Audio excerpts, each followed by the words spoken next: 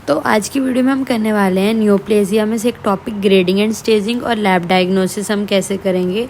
तो ये मैं आपको अच्छे से डायग्राम्स के थ्रू समझाऊंगी कि आपको याद भी रहेगी, यानी कि हम सिर्फ रीड कर रहे हैं। तो नियोप्लेजिया पे काफ़ी सारी वीडियोस बन सकती हैं, तो इतनी ज़्यादा मैं बनाऊंगी नहीं कि कंडेंस करके जितना समझा सकूँ वैसे करूँगी, ठीक है। तो ध्यान रखना कि आप सारी वीडियोज़ देखो, इससे आपको कंसेप्ट क्लियर होंगे। और उसके अलावा कोई डाउट होगा तो आप कमेंट में पूछ सकते हो। इसके बाद अगला चैप्टर हम WBC डिसऑर्डर्स करेंगे।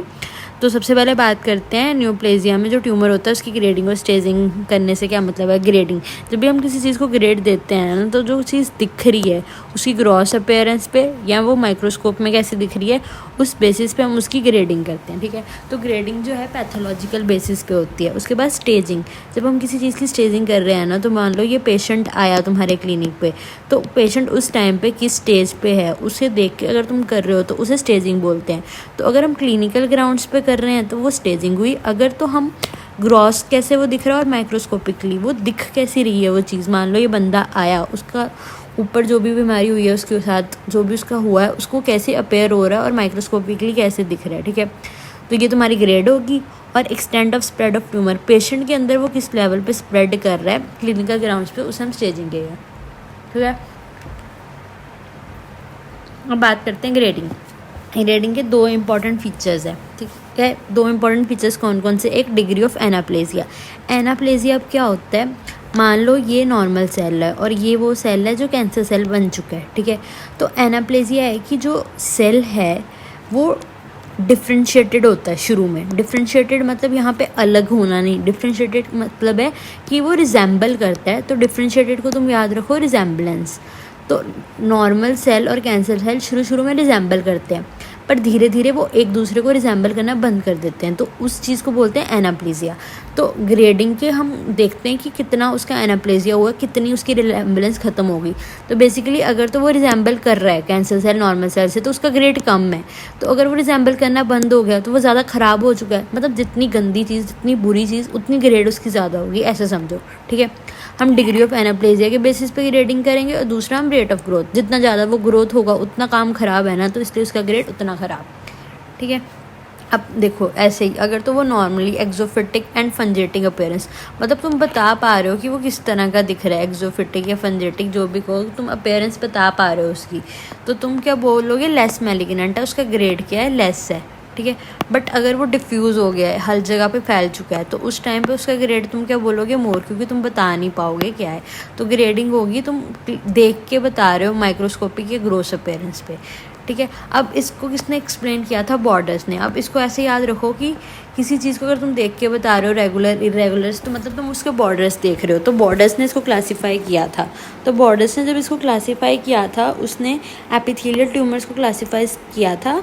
और एपिथेलियल ट्यूमर, एपिथेलियल पे कौन से सेल्स होते हैं, स्क्वेमस सेल, तो उसको हम क्या बोलेंगे, स्क्वेमस सेल के कार्सिनोमा को। तो उसने ग्रेड 1, ग्रेड 2, ग्रेड 3 और ग्रेड 4 दिया था।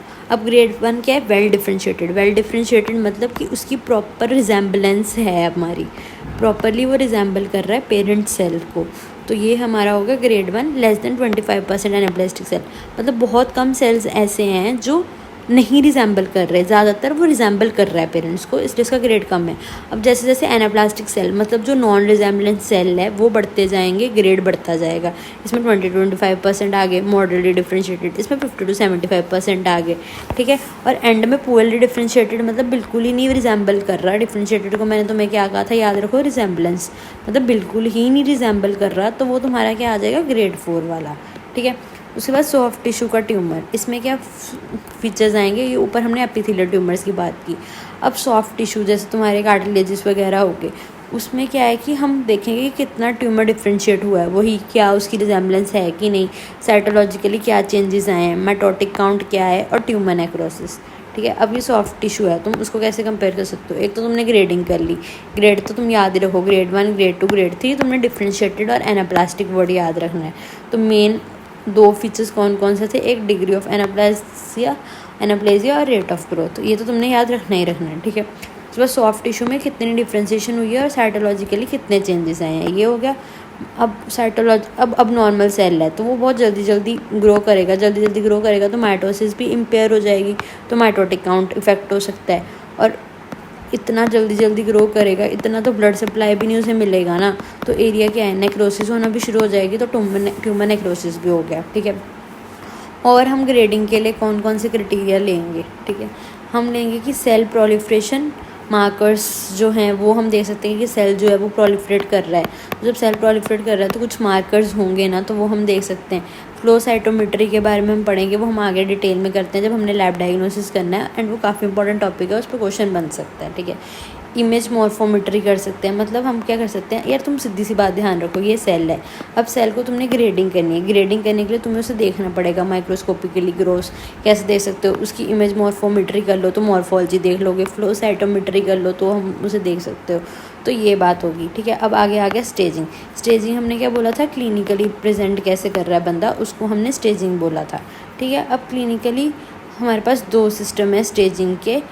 कौन कौन से सिस्टम है स्टेजिंग का, सबसे पहला हमारा सिस्टम है TNM स्टेजिंग मेथड, और दूसरा है AGC।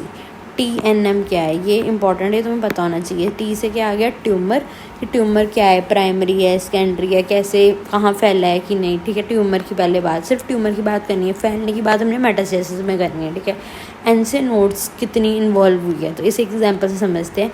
मान लो T0 से लेकर T4 तक होता है कि साइज़ कितना है प्राइमरी ट्यूमर का, अगर तो कम है, बहुत छोटा है, सिर्फ ऐसे लीजन सी है, तो T0। अगर साइज़ बड़ा हो गया T1, फिर T2, फिर T3, ऐसे T4 सबसे बड़ा होता है। तो TNM ग्रेडिंग क्या है कि अब बंदा तुम्हारे पास क्लिनिकल में आ गया, एक तो तुमने देख के उसकी ग्रेडिंग कर ली कि हाँ बहुत सीवियर हो रखा है तो ग्रेड 3 है या ग्रेड 4 है, ठीक है, वो तुमने बता दिया। उसके बाद तुमने स्टेजिंग करनी है कि हाँ ट्यूमर्स जो है वो कितने साइज़ का है, अगर तो एक साइज़ का तो T0 बताओगे, T1 क्या साइज़ है ट्यूमर का, नोड्स कितनी इन्वॉल्व हुई है वो बताओगे, ठीक है। मतलब कि अगर तो तुम्हारी कोई नोड नहीं इन्वॉल्व, तो अभी मान लो एक्जिला की नोड्स की एग्जांपल ले लो, ब्रेस्ट कैंसर है तो अभी कोई भी नोड नहीं हुई तो ठीक है, अभी इतना वर्सन नहीं हुआ। उसके बाद 1 से 3 होगी, फिर 3 से 10, जैसे जैसे N3 होगा नोड इन्वॉल्वमेंट ज़्यादा होगी। नोड इन्वॉल्वमेंट ज़्यादा मतलब कि वो वाइड स्प्रेड हो चुकी है इस चीज़, ठीक है। तो ये हो गया TNM।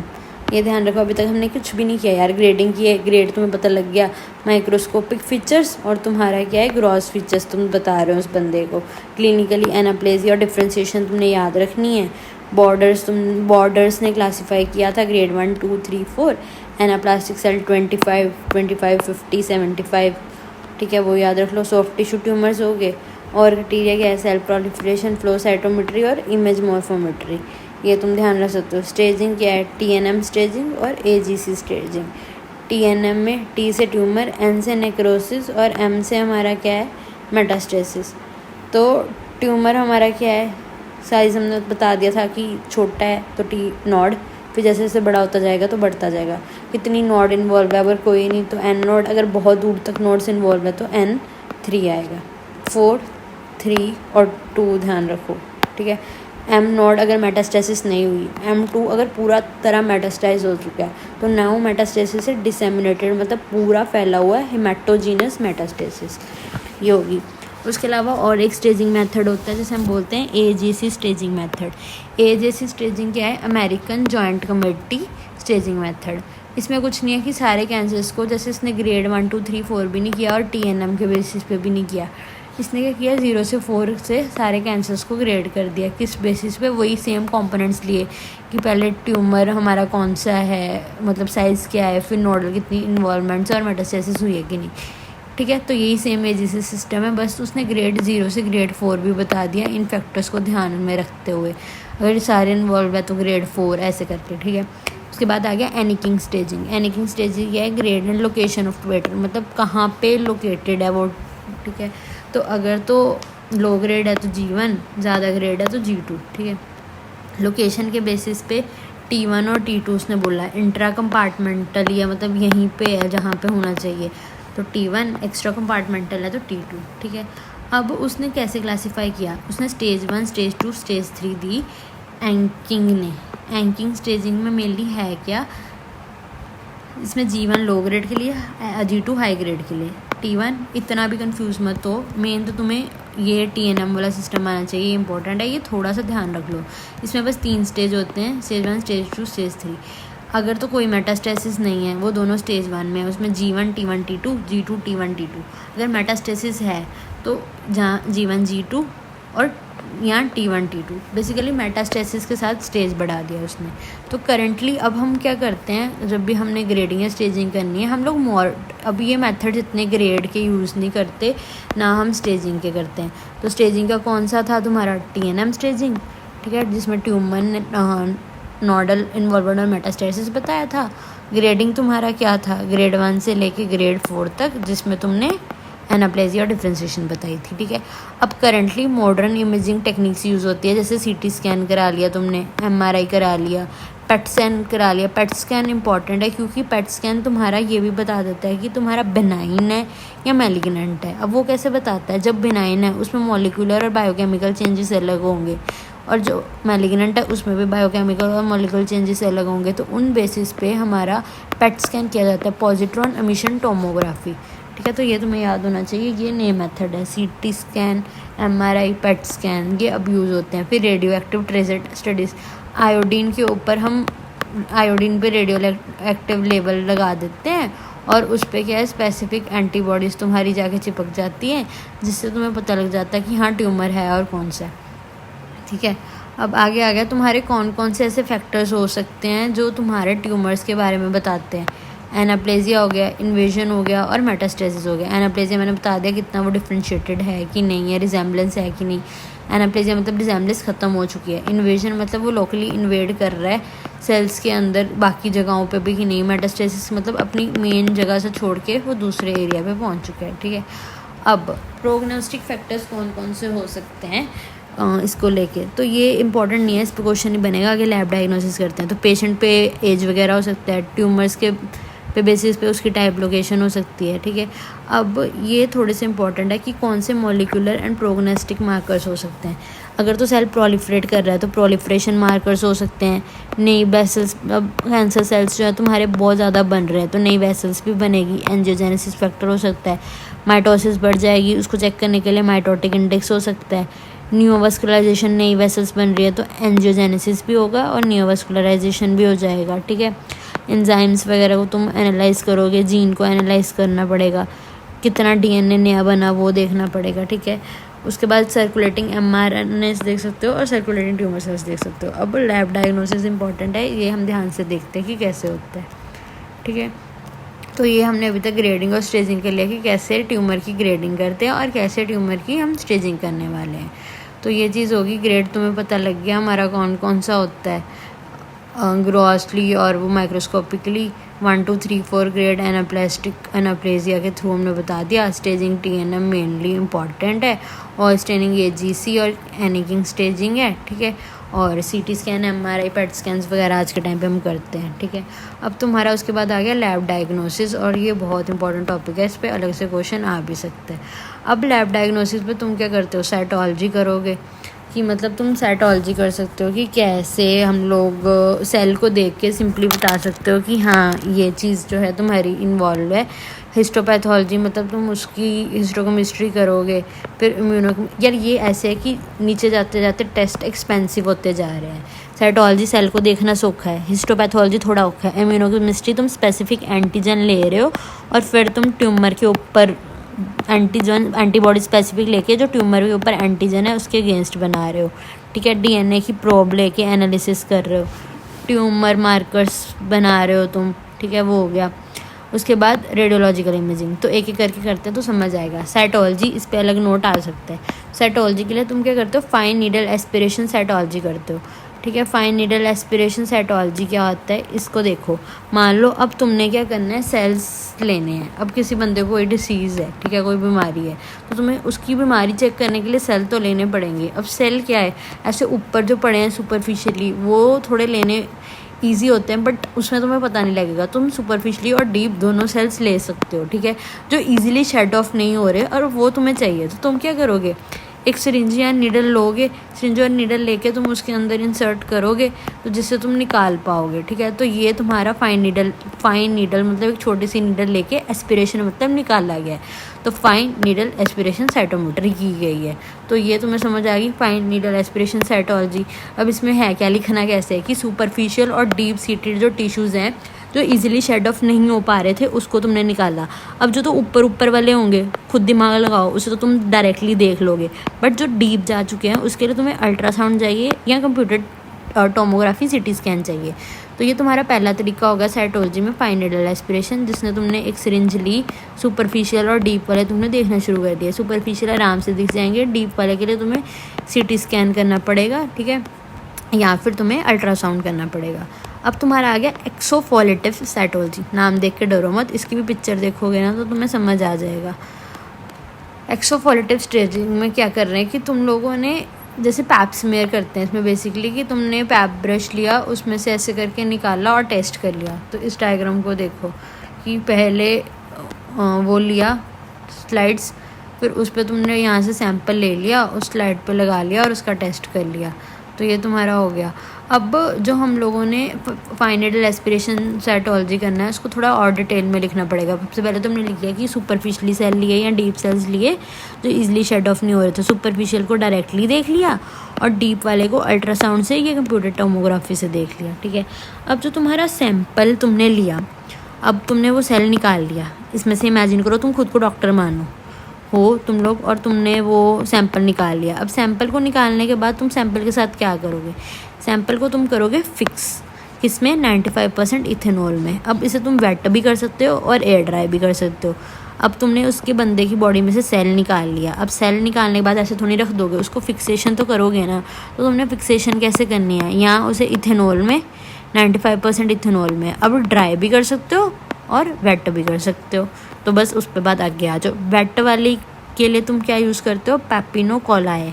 ये अभी के लिए याद कर लो, जब हम आगे पढ़ेंगे वहाँ पे आएगा, ठीक है। तो पेपिनो कोलाए के लिए ये नहीं भी याद रहता है, ये याद रख लो। वेट फिक्सेशन के लिए तुम स्टेन कौन सी यूज़ करते हो, एच और ई स्टेनिंग करते हो।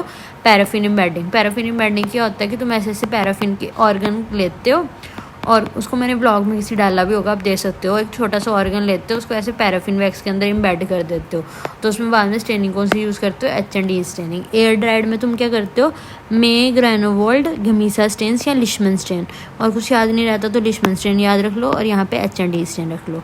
तो तुम अब लिख के कैसे आओगे, ये तुम्हारा लैब डायग्नोसिस पे क्वेश्चन पक्का आएगा, तो थोड़ा ध्यान से समझो। ये सारे मेथड्स तुमने लिख लिए। साइटोलॉजी में फाइन नीडल एस्पिरेशन, पहले वो डायग्राम बनाई, एस्पिरेशन हो रही है, कैसे हो रही है, सुपरफिशियल सेल्स की और डीप की जो डजंट शेड ऑफ नहीं होते इजीली।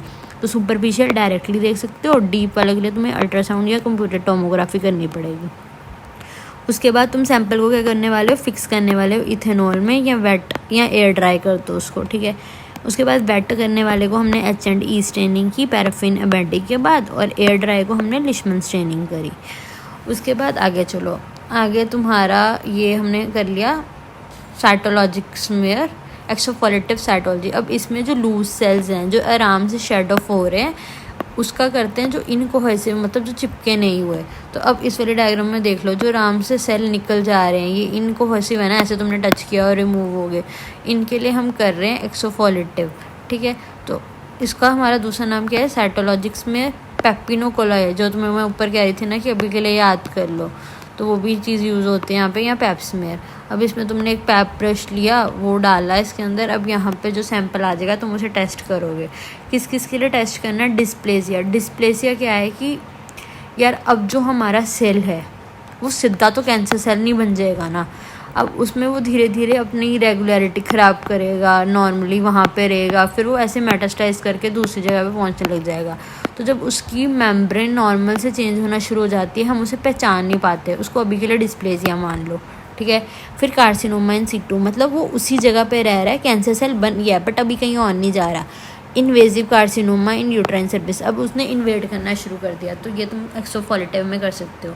वहाँ तुम्हें पता लग गया वो तीनों, सुपरफिशियल, डीप। सुपरफिशियल के लिए डायरेक्ट देख लो, डीप के लिए अल्ट्रासाउंड वगैरह देख लो। सैंपल तुम लोग क्या कर रहे हो, इथेनॉल, वेट सैंपल या ड्राई सैंपल। वेट के लिए तुम क्या कर रहे हो, H और E स्टेनिंग, और ड्राई के लिए तुम क्या कर रहे हो, लिशमन स्टेनिंग। ये तुम्हारा पॉइंट हो गया, ठीक है।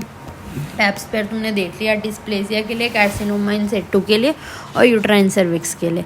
फिर तुम्हारा क्या है कि हम एग्जामिनेशन ऑफ स्पूटम कैसे करोगे, या तो कौन कौन से स्पूटम की कर सकते हो, जो ब्रोंकियल लंग से लिया है, प्लूरल, पेरिटोनियल, पेरिकार्डियल इफ्यूजन्स, किसी की भी तुम कर सकते हो, ठीक है। अगर तो डायग्नोसिस नेगेटिव आ गया, पॉजिटिव आ गया फिर तो तुम्हें पता लग ही गया। अगर तो नेगेटिव आ गया तो हमारा क्या हो सकता है कि सैम्पलिंग एरर भी हो सकता है, तो ये एक इसकी प्रॉब्लम है। तो ये हमारा साइटोलॉजिकल मेथड हो गया। आगे आ गया हिस्टोलॉजिकल मेथड। अब हमने फिक्स्ड टिश्यू को फॉर्मेलिन में डाला। पहले हमने ऊपर कहाँ डाला था फिक्स्ड टिश्यू को लेके, इथेनॉल में। तो ये ध्यान रखना, यहाँ पे हम फॉर्मेलिन में डाल रहे हैं। तो अगर तो हम फॉर्मेलिन में डाल के, जैसे आप स्लाइड्स देखते हो पैथो लैब में, हिस्टोपैथोलॉजी में, तो लाइट माइक्रोस्कोप के अंदर देख सकते हैं। दूसरा हम क्या कर सकते हैं, ग्लूटाराल्डिहाइड के अंदर देख के इलेक्ट्रॉन माइक्रोस्कोपी के अंदर स्टडी कर सकते हैं। तो साइटोलॉजी में तुमने क्या याद रखना है, साइटोलॉजी में तुमने याद रखना है इथेनॉल, फॉर्मेलिन याद रखना है लाइट माइक्रोस्कोप के लिए, और ग्लूटाराल्डिहाइड याद रखना है इलेक्ट्रॉन माइक्रोस्कोपी के लिए, ठीक है। उसके बाद क्विक फ्रोजन सेक्शन भी होता है और ह्यूमरल एनालिसिस भी होता है। उसके बाद आगे चलते हैं हिस्टोकेमिस्ट्री एंड साइटोकेमिस्ट्री। अब इसमें तुमने क्या करना है, हिस्टोकेमिस्ट्री और साइटोकेमिस्ट्री। अब तुम लोग क्या कर रहे हो, उसके अंदर जो जो चीज़ें हैं उसके बेसिस पे कर रहे हो। आइडेंटिफाई केमिकली कॉम्पोजिशन जो उसके अंदर है, कॉन्स्टिट्यूएंट्स और प्रोडक्ट्स है जिसको तुम स्पेशल स्टेन कर रहे हो। जैसे मान लो उसके अंदर ग्लाइकोजन है, तुम पीरियोडिक एसिड शार्प स्टेन से कर रहे हो उसको, ठीक है। फिर एंजाइम्स को जैसे माइलोपेरोक्सीडेज, एसिड फॉस्फेटेज और अल्कलाइन फॉस्फेटेज से तुम लोग कर रहे हो। तो ये तुम्हारे तरीके हो गए। अब पहले था हमारा साइटोलॉजी, जिसमें था फाइन नीडल एस्पिरेशन और एक्सोफोलेटिव वाला तरीका, वो तुम्हें समझ आ गया, ठीक है। इम्प्रिंट साइटोलॉजी भी होती है और क्रश साइटोलॉजी होती है कि इम्प्रिंट लेना, मतलब यहाँ पे कोई डिज़ाइन था उसको तुमने उठा के दूसरे पे लगा दिया तो इम्प्रिंट आ गया। क्रश मतलब तुम उसको ऐसे ऐसे करके उस पर ले रहे हो। तो ये दो इम्पॉर्टेंट नहीं है, ठीक है। आगे तुम्हारा हिस्टोलॉजिकल आ गया, या ग्लूटाराल्डिहाइड में इलेक्ट्रॉन माइक्रोस्कोपी और फॉर्मेलिन में लाइट माइक्रोस्कोप। हिस्टोकेमिकल में ग्लाइकोजन में periodic acid sharp stain, enzymes में माइलोपेरोक्सीडेज, एसिड फॉस्फेटेज और अल्कलाइन फॉस्फेटेज, ठीक है। अब इम्यूनोकेमिस्ट्री क्या होता है, तुम्हारा इम्यूनिटी जहाँ पे भी आ जाए, एंटीजन और एंटीबॉडी, ध्यान रख लो। एक सेल था उसके ऊपर एंटीजन था, तुमने उसे एंटीबॉडी के साथ चिपका दिया, तो एंटीजन एंटीबॉडी रिएक्शन करके एंटीजन एंटीबॉडी कॉम्प्लेक्स बन गया। तो फ्लोरोसेंस डाइस के थ्रू देखा जाएगा और एंजाइम सिस्टम के थ्रू भी देखा जा सकता है। तो एंटीजन एंटीबॉडी कॉम्प्लेक्स में जो एंटीबॉडीज बनती है वो किससे बनती है, हाइब्रिडोमा। ये ध्यान रखना, हाइब्रिडोमा क्या है, मोनोक्लोनल एंटीबॉडीज बनाने का तरीका है। तो इम्यूनोकेमिस्ट्री में तुम क्या कर रहे हो, एक एंटीजन ले रहे हो, एक एंटीबॉडी ले रहे हो, एंटीजन एंटीबॉडी रिएक्शन करा के कॉम्प्लेक्स बन रहा है, तो तुम उसे हाइब्रिडोमा टेक्निक से मोनोक्लोनल एंटीबॉडी स्टेन्स कर रहे हो। फिर तुम्हारा आ गया इलेक्ट्रॉन माइक्रोस्कोपी। इसमें क्या अल्ट्रा स्ट्रक्चर तुम देखना चाह रहे हो, तो डायग्नोसिस करने के जो लाइट माइक्रोस्कोप से और जो इम्यूनोकेमिस्ट्री से पता लगा है वो फिगर आउट करने के लिए। अब इलेक्ट्रॉन माइक्रोस्कोपी में तुम क्या कर सकते हो, बारीकियाँ देख सकते हो, दो सेल्स के बीच की जंक्शन देख सकते हो, सेल की सरफेस देख सकते हो, ठीक है। सेल की शेप की वो किस तरह का दिख रहा है वो सब तुम देख सकते हो, ठीक है। उसके बाद साइटोप्लाज्मिकली उसकी कोई एक्सटेंशंस हैं तो वो तुम देख सकते हो कि कोई उसकी एक्सटेंशन तो नहीं हुई। तो ये सारे फीचर्स जो है तुम देख सकते हो। शेप न्यूक्लियस की कैसी है, न्यूक्लियर मेम्ब्रेन, न्यूक्लियोसिस, डेंस बॉडीज, यार तुम खुद दिमाग लगा लो ये तो, ठीक है। अब आगे इंपॉर्टेंट टॉपिक आ गया ट्यूमर मार्कर्स। तो इस पर भी अलग नोट आ सकता है। ट्यूमर मार्कर्स क्या है, अब मान लो ये ट्यूमर सेल है, ठीक है, और ये तुम्हारा नॉर्मल सेल है। अब ये कुछ तो इसकी सरफेस पे एंटीजन होंगे और कुछ ये प्रोडक्ट भी स्क्रीट करेगा। तो वो जो है हम इसको डायग्नोस करने के लिए उन्हें एज अ मार्कर्स यूज़ कर सकते हैं। तो क्या है, ट्यूमर के ऊपर एंटीजन भी लगा हो सकता है और ट्यूमर्स कुछ प्रोडक्ट्स भी स्क्रीट कर सकते हैं। अब जो प्रोडक्ट्स हैं नॉर्मली उनकी इतनी सेंसिटिविटी और स्पेसिफिसिटी क्यों नहीं होती, क्योंकि क्या पता वो कहीं और से भी बॉडी के अंदर से आ रहे हो। बट ये मेथड हमारा कहाँ कहाँ यूज़ होता है, मान लो हमने पैथोलॉजिकली कोई डायग्नोसिस कर लिया और हम कंफर्म करना चाहते हैं कि ट्यूमर सेल है कि नहीं वहाँ पे, ठीक है। प्रोग्नोसिस और थेरेपेटिक पर्पस क्या है वहाँ पे हम यूज़ कर सकते हैं। अब जो हमारे ट्यूमर मार्कर्स हैं वो कौन कौन से होते हैं, ट्यूमर मार्कर्स बेसिकली हमारे हैं जो सेल सरफेस के ऊपर हमारा एंटीजन लगा हुआ है, ठीक है, वो एज ए ट्यूमर मार्कर काम कर सकता है। क्योंकि ये कैंसर सेल है, कैंसर सेल के ऊपर अगर कोई एंटीजन लगा है वो एज ए ट्यूमर मार्कर काम कर सकता है। इसके साइटोप्लाज्म के अंदर जो प्रोटीन्स हैं वो हमारा ट्यूमर मार्कर का काम कर सकती हैं। इसके अंदर जो एंजाइम है वो ट्यूमर मार्कर्स का काम कर सकते हैं। हॉर्मोन्स काम कर सकते हैं कैंसर एंटीजन। तो ट्यूमर मार्कर इंपॉर्टेंट है, इसको ध्यान से फिर से समझो। ट्यूमर के ऊपर जो एंटीजन लगे हैं, ट्यूमर के थ्रू जो प्रोडक्ट बनाए जा रहे हैं, और ये बायोकेमिकल एनालिसिस है, ठीक है। उसके बाद हमारा पहले पैथोजेनिक डायग्नोसिस के लिए यूज़ होते हैं, ठीक है। और जो प्राइमरी डायग्नोसिस है कैंसर का, वहाँ यूज़ नहीं होते, पैथोलॉजिकल डायग्नोसिस के साथ यूज़ होते हैं। ट्यूमर मार्कर सेल सरफेस के ऊपर जो एंटीजन है, साइटोप्लाज्म के अंदर जो प्रोटीन्स हैं, एंजाइम्स हो गए, हार्मोन्स हो गए, उन सब के लिए यूज़ होता है, ठीक है। सबसे पहला हमारा है ऑन्कोफिटल एंटीजन, ठीक है। अब ऑन्कोफिटल एंटीजन वो क्या है कि तुम्हारे जो फिटस में ही प्रेजेंट है, उसे हम ऑन्कोफिटल एंटीजन कहते हैं। अब फिटस में इन्हें हम सेल सरफेस भी बोलते हैं, कि फिटस की सेल की सरफेस में ही ये प्रेजेंट थे ऑन्कोफिटल एंटीजन।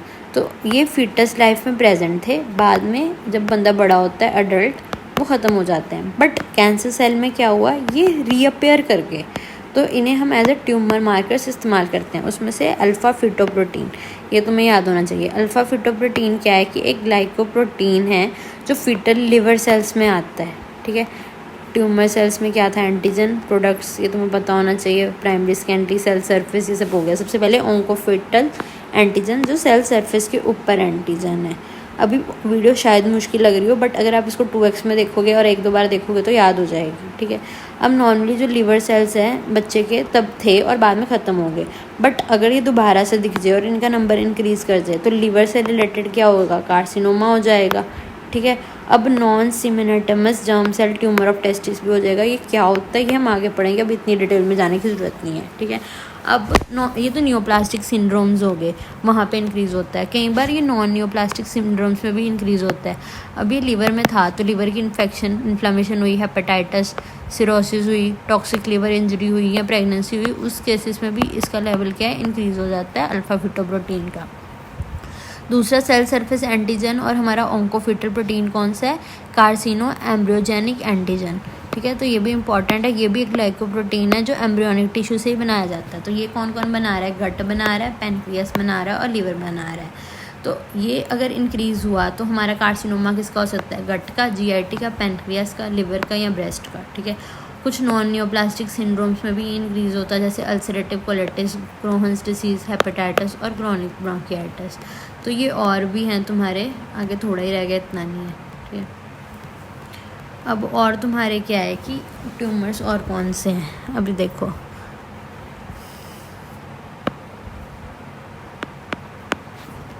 अब हमने सबसे पहले ऑन्कोफिटल एंटीजन्स तो हमने कर लिया।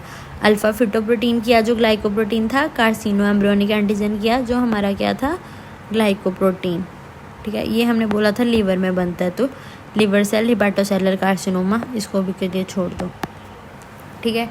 फिर तुम्हारा क्या है, कार्सिनो एम्ब्रियोनिक, ये हमारा गट में बनता है, पैनक्रियास में और ब्रेस्ट में, तो वहाँ का ट्यूमर हो गया तुम्हारा, ठीक है। उसके बाद एंजाइम लिंक्ड भी हो सकते हैं। हमने बोला था ना ट्यूमर सेल्स जहाँ तो उसके ऊपर एंटीजन लगा हो सकता है, या तो वो एंजाइम्स या हार्मोन्स क्रिएट करेंगे। एंजाइम्स कौन से कर सकते हैं, prostate acid phosphate, neuron specific enolase, LDH। तो प्रोस्टेट वाला प्रोस्टेट कार्सिनोमा, न्यूरॉन वाला न्यूरोब्लास्टोमा, लैक्टिक डिहाइड्रोजनेस लिम्फोमा। तो ये भी याद इतना ना करो, 1-2 एग्जाम्पल्स याद कर लो लिखने के लिए, ठीक है। Hormones HCG, calcitonin, catecholamines, ectopic hormones. तो HCG क्या है, ट्रोफोब्लास्टिक ट्यूमर हो सकता है, कैल्सिटोनिन में थायराइड का हो सकता है, एक्टोपिक हार्मोन प्रोडक्शन में पैरानियोप्लास्टिक सिंड्रोम। ये इंपॉर्टेंट है, ये हम आगे डिस्कस करेंगे, ठीक है। कैंसर एसोसिएटेड प्रोटीन्स तुम्हारे कौन कौन से हो सकते हैं, इसमें से मोनोक्लोनल इम्यूनोग्लोबिन से याद रख लो, मल्टीपल माइलोमा में, ठीक है, ये इंपॉर्टेंट है। प्रोस्टेट स्पेसिफिक एंटीजन याद रख लो प्रोस्टेट कार्सिनोमा में, तो एक बार ये देख लो थोड़ी सी।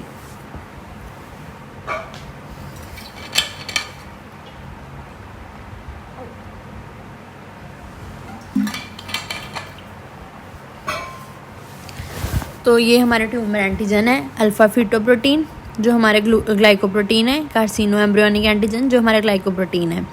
हिपैटोसेलुलर कार्सिनोमा में इंक्रीज होगा, ये गट, पैनक्रियास और ब्रेस्ट में।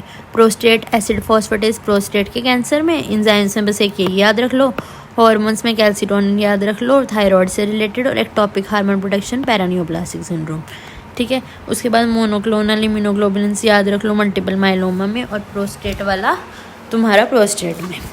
अभी के लिए इतना ही याद रख लो, ठीक है। उसके बाद आगे आ गया कुछ इंटरमीडिएट फिलामेंट्स भी होते हैं जिनके रिलेटेड भी ट्यूमर होता है, तो एक बार ये भी देखते हैं, ठीक है। अब केराटिन्स जो फिलामेंट्स हैं उसके रिलेटेड भी कार्सिनोमास हो सकते हैं। वेमेंटिन इसके रिलेटेड सार्कोमास हो सकते हैं। डैस्मिन मायोजेनिक ट्यूमर्स हो सकते हैं। न्यूरोफिलामेंट्स न्यूरल ट्यूमर हो सकते हैं। GFAP ग्लाइल ट्यूमर्स हो सकते हैं। इतना इंपॉर्टेंट नहीं है, छोड़ दो इसको यार, जाने दो। आगे चलते हैं। अब हमारा फ्लो साइटोमेट्री कर सकते हैं हम इसके अलावा। अभी तक हमने कौन कौन सी लैब डायग्नोसिस में तरीके किए वो देखते हैं एक बार। अभी तक हमने लैब डायग्नोसिस में किया साइटोलॉजी। साइटोलॉजी में हमने क्या किया, अब तुम बताओ। फाइन नीडल एस्पिरेशन हमने कर ली। फाइन नीडल एस्पिरेशन हम कर सकते हैं, तो वो हमने डिस्कस कर लिया कि फाइन नीडल एस्पिरेशन के थ्रू हम नीडल्स घुसाएंगे सुपरफिशियल और डीप सेल्स को हम लोग देखने वाले हैं। सुपरफिशियल को हम लोग क्या करेंगे इथेनॉल में, और वेट और ड्राइड वाले को हम लोग देखेंगे। वेट वाले को हम H&E स्टेन से देखेंगे, ड्राई वाले को हम लिशमन स्टेन से देखेंगे, ठीक है। उसके बाद हमारा एक्सोफोलेटिव साइटोलॉजी, जिसमें हमने सुपरफिशियल वालों को देखना है। पैप्स मेयर वाली एग्जाम्पल की ऐसे करके तुमने सरफेस से सेल्स ले लिए जिसके थ्रू तुमने देख लिया, तो वो एक्सोफोलेटिव वाली ये वाली एग्जाम्पल होगी, ठीक है। उसके बाद तुम्हारा क्या है हिस्टोलॉजी। हिस्टोकेमिकली तुमने अगर लाइट माइक्रोस्कोप से देखना है तो फॉर्मलिन, EM स्टडी से देखना है तो ग्लूटाल्डिहाइड, ठीक है। हिस्टोकेमिस्ट्री क्या होगी, ग्लाइकोजन, पेस्टिन से एंजाइम्स, माइलोपेरोक्सीडेज, एसिड फॉस्फेटेज और अल्कलाइन फॉस्फेटेज। इम्यूनोकेमिस्ट्री ये तो तुम कहानी डाल ही लोगे, एंटीजन एंटीबॉडी कॉम्प्लेक्स। उसके बाद इलेक्ट्रॉन माइक्रोस्कोपी, अल्ट्रा स्ट्रक्चर्स देखने हैं तो सारे छोटे छोटे स्ट्रक्चर्स का लिख दो। ट्यूमर ये इंपॉर्टेंट है कि एंटीजन और एंटीजन और दूसरा हमारा उसके बनाए गए प्रोडक्ट्स या हॉर्मोन्स।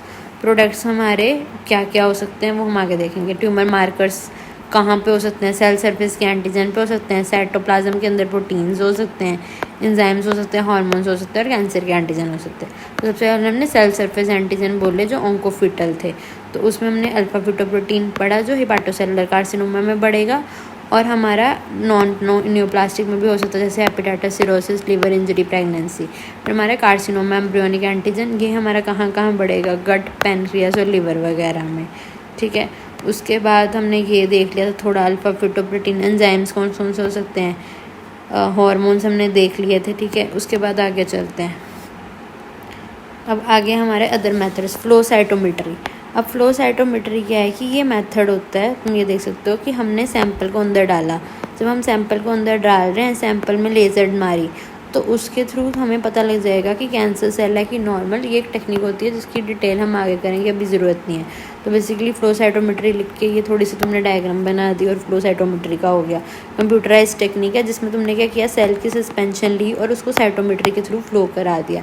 जब तुमने फ्लो कराया, ठीक है, ब्लड सेल्स को और प्रिकर्सर्स इन बोन मैरो, एस्पिरेट्स वगैरह को, तो तुम्हें पता लग गया कौन सा कैंसर सेल और कौन सा नहीं। तो ये किसके लिए यूज़ होता है, सेल सरफेस पे जो एंटीजन है उसका पता करने के लिए कि वो लिम्फोमा है या ल्यूकीमिया है, ठीक है। और DNA कंटेंट की एनालिसिस करने में कि एनोप्लॉइडी है कि नहीं, ये चीज़ होगी। इन सीटू हाइब्रिडाइजेशन, अब तुमने क्या किया कि न्यूक्लिक एसिड लिया सेल्स के अंदर से, तुमने बाहर निकाल लिया। एक तो ये तरीका हो गया, वो होता है DNA एक्सट्रैक्शन। यहाँ पे हम वो नहीं कर रहे, इन सीटू की तुमने सेल के अंदर ही रहने दिया। तुमने क्या किया, न्यूक्लिक एसिड की प्रोब लेके उसमें डाल दी, तो वो न्यूक्लिक एसिड से बाइंड कर गई, ठीक है। और तुमने कैसे देख ली उसको, फिश से, फ्लोरेसेंस इन सीटू हाइब्रिडाइजेशन। मतलब तुमने वहाँ पे फ्लोरेसेंस कर लिया और तुम्हें ट्यूमर सेल पता लग गया। तुमने मतलब ट्यूमर सेल का DNA बाहर नहीं निकाला, उसके अगेंस्ट एक प्रोब बना के डाल दिया, और उस प्रोब के थ्रू तुमने फ्लोरेसेंस इन सीटू हाइब्रिडाइजेशन के थ्रू, फ्लोरेसेंस डाइज के थ्रू डिटेक्ट कर ली कि क्या माइक्रो डिलेशन थी या क्या सब टीलोमियर डिलेशन थी या क्या अल्ट्रेशन थी, ठीक है। ये चीज़ होगी। मॉलिक्यूलर डायग्नोसिस क्या होगी, साधारण ब्लड कर सकते हो, RNA एनालिसिस कर सकते हो, PCR कर सकते हो, ठीक है।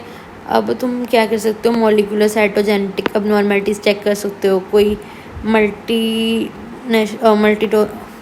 क्या लिखा मैंने, कोई म्यूटेशनल एनालिसिस है वो तुम पता कर सकते हो, एंटीजन रिसेप्टर जीन रीअरेंजमेंट है। तो ये तुम मोटी सी बात है कि तुम अदर्स मेथड्स में क्या कर सकते हो। इन सिटू हाइब्रिडोमा कर लिया, फिश मेथड्स कर लिया तुमने, DNA माइक्रो अरे तुम्हें पता होना चाहिए वो क्या होता है कि तुम लोग सैंपल ले रहे हो हेल्दी वाला और एक तुम कैंसर सेल ले रहे हो, तो तुम्हारे कैंसर सेल्स के अगेंस्ट प्रोब्स होंगी जो यहाँ पे बाइंड कर जाएंगी। नॉर्मल वाली के अगेंस्ट तो बाइंड हो जाएगी, कैंसर सेल के अगेंस्ट तुम्हारे पास है नहीं तो वो बाइंड नहीं हो पाएगा। तो इससे तुम्हें पता लग जाएगा कौन सा नॉर्मल सेल है और कौन सा तुम्हारा कैंसर सेल है। तो ये तुम्हारा लैब डायग्नोसिस हो गया। तो इसमें अगर तुम्हें कोई डाउट है लैब डायग्नोसिस के रिलेटेड या ग्रेडिंग के रिलेटेड या स्टेजिंग के रिलेटिंग या फैक्टर्स के रिलेटिंग, तो तुम कमेंट कर सकते हो। तो अगली कौन सी वीडियो तुम पहले चाहते हो वो टॉपिक भी तुम नीचे कमेंट कर सकते हो। तो कोई और डाउट हो तो बताओ। आज की वीडियो में इतना ही।